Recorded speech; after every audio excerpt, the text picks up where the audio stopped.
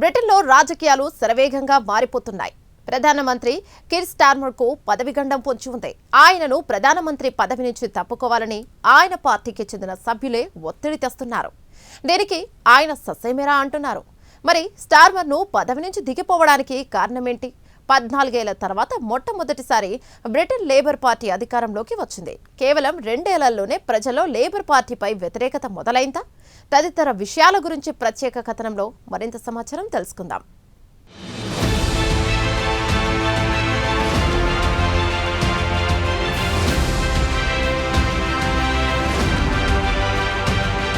బ్రిటన్లో రాజకీయాలు శరవేగంగా మారిపోతున్నాయి. ప్రధాని కీర్ స్టార్మర్కు పదవిగండం పొంచి ఉంది. ఆయన పార్టీకి చెందిన ఎంపీలే ఆయనను ప్రధానమంత్రి పదవి నుంచి దిగిపోవాలని ఒత్తిడి పెంచుతున్నారు.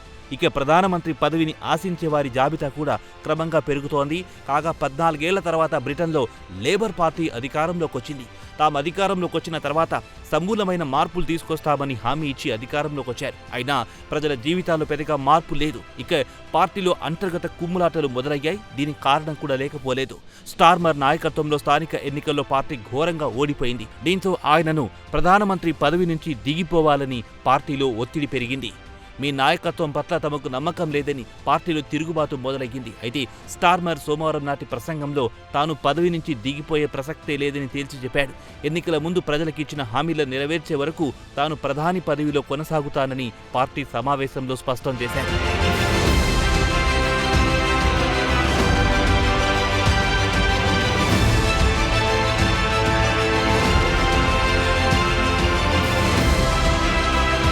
బ్రిటన్లో లేబర్ పార్టీ 14 సంవత్సరాల తర్వాత జూలై 2024లో అధికారంలోకి వచ్చింది. రిషి సునాక్ నేతృత్వంలో కన్జర్వేటివ్ పార్టీ ఘోరంగా ఓడిపోయింది. అయితే లేబర్ పార్టీ తరఫున కీర్ స్టార్మర్ ప్రధానిగా బాధ్యతలు నిర్వహిస్తున్నారు. అటు నుంచి ఆయన ప్రజాదరణ క్రమంగా తగ్గుతూ వస్తోంది. దీనికి వ్యతిరేకంగా వలసలకు వ్యతిరేకంగా పోరాడే రిఫార్మ్ యూకే పార్టీకి క్రమంగా మద్దతు పెరిగిపోతోంది.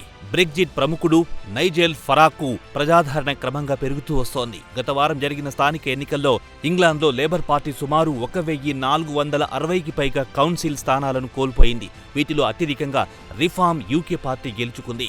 గత 3 దశాబ్దాల కాలంలో అధికారంలో ఉన్న ఏ పార్టీకి ఎదురుకాని అత్యంత దారుణమైన ఫలితాలను ఈసారి లేబర్ పార్టీ చవిచూసింది. దీంతో లేబర్ పార్టీ ఎంపీలు వెంటనే కీర్ స్టార్మర్ను రాజీనామా చేయాలని ఒత్తిడి పెంచుతున్నారు. అయితే దీనికి ఆయన ససేమిరా అంటున్నారు. తన ప్రభుత్వం 10 సంవత్సరాల ప్రాజెక్టును సిద్ధం చేసింది. అది పూర్తి చేసే వరకు తాను పదవి నుంచి దిగే ప్రసక్తే లేదని భీష్మించుకు కూర్చున్నారు. అయితే తన నాయకత్వంలో కొన్ని పొరపాట్లు జరగాయని మాత్రం ఆయన అంగీకరించారు.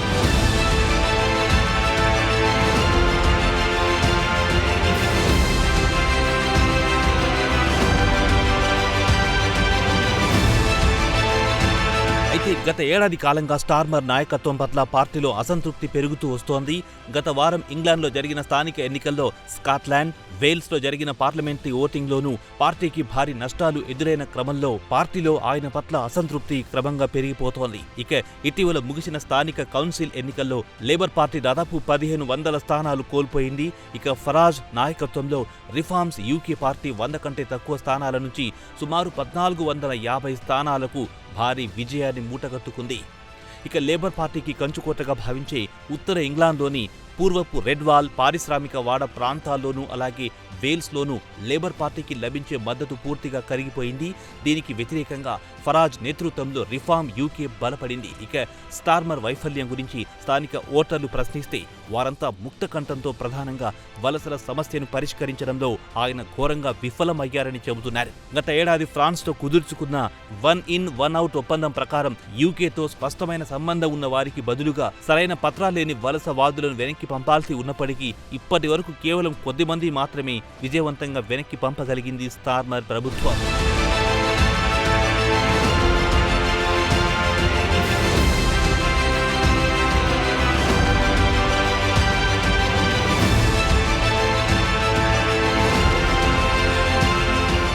ఒకేతైతే డిసెంబర్ 2024లో అమెరికాలో బ్రిటన్ రాయబారి పీటర్ మాండెల్సన్ను స్టార్మర్ నియమించారు.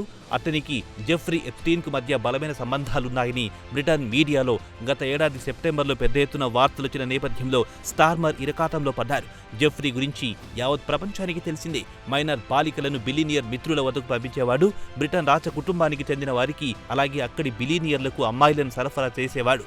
అలాగే 2006-2007లో ప్రపంచవ్యాప్తంగా ఆర్థిక సంక్షోభం ఏర్పడినప్పుడు ఆయన ఫైనాన్షియల్ మార్కెట్కు సంబంధించి కీలక సమాచారం ఎప్స్టైన్తో పంచుకున్నాడన్న ఆరోపణలు వెల్లువెత్తాయి. పీటర్ మాండెల్సన్పై ఎదుర్కొంటున్న ఆరోపణల గురించి స్టార్మర్ను హెచ్చరించినా ఆయన అవేమీ పట్టించుకోకుండా మాండెల్సన్ను అమెరికాలో బ్రిటన్ రాయబారిగా నియమించడం పెను దుమారం రేపింది. అటు తర్వాత ఆయనను తప్పించారు.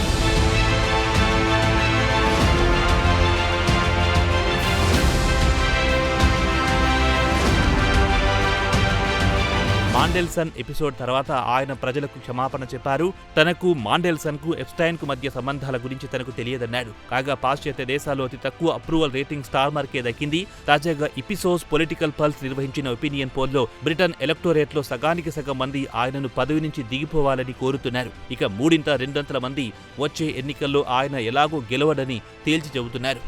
కాగా తదుపరి బ్రిటన్ పార్లమెంట్ ఎన్నికలు జూలై 2029లో జరగనున్నాయి. ప్రజల్లో లేబర్ పార్టీ ప్రజాదరణ కోల్పోవడంతో పార్టీ ఎంపీలు భయపడుతున్నారు. ప్రస్తుతం స్టార్మర్ ప్రజాదరణ పాతాళానికి పడిపోయిందని పొలిటికల్ ఎనలిస్టులు అభిప్రాయపడుతున్నారు. మరి స్టార్మర్ను పదవి నుంచి దించడం ఎలా అనే విషయానికొస్తే బ్రిటన్ రాజకీయ ఎనలిస్టుల ప్రకారం కొత్త అభ్యర్థికి 20% లేబర్ ఎంపీలు అంటే 81 మంది మద్దతు తెలిపితే స్టార్మర్కు పదవి గండం తప్పదంటున్నారు.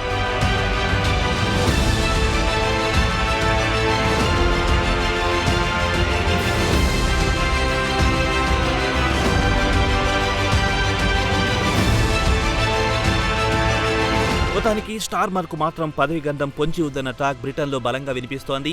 మరి ఆయనకు గట్టి పోటీ ఇచ్చేవారు ఎవరు అనే విషయానికొస్తే స్టార్మర్ మాజీ డిప్యూటీ పీఎం, వామపక్ష భావజాలం కలిగిన కార్మిక సంఘాల నాయకులు ఏంజిలా రేనార్ రేస్లో ముందున్నారన్న వార్తలొస్తున్నాయి. ఆమె స్వయంగా తన అభ్యర్థిత్వాన్ని ప్రకటించుకున్నప్పటికీ ఆమె కూడా ప్రధానమంత్రి పదవి రేసులో తానున్నానని తన సహచరులతో చెప్పినట్టు విస్తృతంగా ప్రచారం జరుగుతోంది. ఇక రేనార్ విషయానికొస్తే గతంలో హౌసింగ్ సెక్రటరీగా పనిచేశారు. పన్నులకు సంబంధించి మంత్రిగా ఆమె కొన్ని నిబంధనలు ఉల్లంఘించారన్న కారణంతో ఆమెను బలవంతంగా పదవి నుంచి రాజీనామా చేయించారు. కాగా రేనార్ స్టార్మర్ను ఉద్దేశించి ఘాటుగా వ్యాఖ్యలు చేశారు.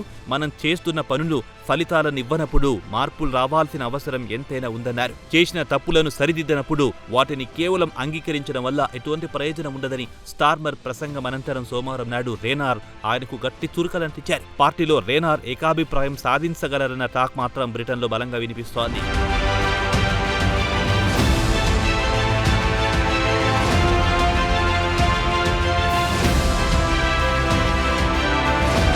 ఇక ప్రధానమంత్రి పదవి రేసులో పలువురు తమ అదృష్టాన్ని పరీక్షించుకుంటున్నారు. వారిలో ప్రధానంగా చెప్పుకోవాలంటే హెల్త్ సెక్రటరీ వెస్ స్ట్రీటింగ్ ఒకరు. కాగా గాజా యుద్ధంలో ఆయన పాలస్తీనా పౌరుల సంక్షేమం కోసం పోరాడారు. అయితే చాలా మంది ఎంపీలు రేనార్కు ప్రధానమంత్రి పదవి చేపట్టే స్థాయి లేదని చెబుతున్నారు. స్ట్రీటింగ్ సమర్థవంతుడైన నాయకుడని, ఆయనకు 20% మంది ఎంపీలు సునాయాసంగా మద్దతు తెలుపుతారని బ్రిటన్ మీడియాలో సోమవారం నాడు పెద్ద ఎత్తున వార్తలొచ్చాయి. మాండెల్సన్తో ఆయనకున్న స్నేహం ఒక్కటే ఆయనకు మైనస్ కావచ్చేమోనని బ్రిటన్కు చెందిన గార్డియన్ పత్రిక ఒక కథనాన్ని ప్రచురించింది. ఒకవేళ ప్రధానమంత్రి పదవికి పోటీ జరిగితే రేనార్, స్ట్రీటింగ్ల మధ్యనే ఎక్కువగా ఉండే అవకాశాలున్నాయని రాజకీయ పరిశీలకులు భావిస్తున్నారు.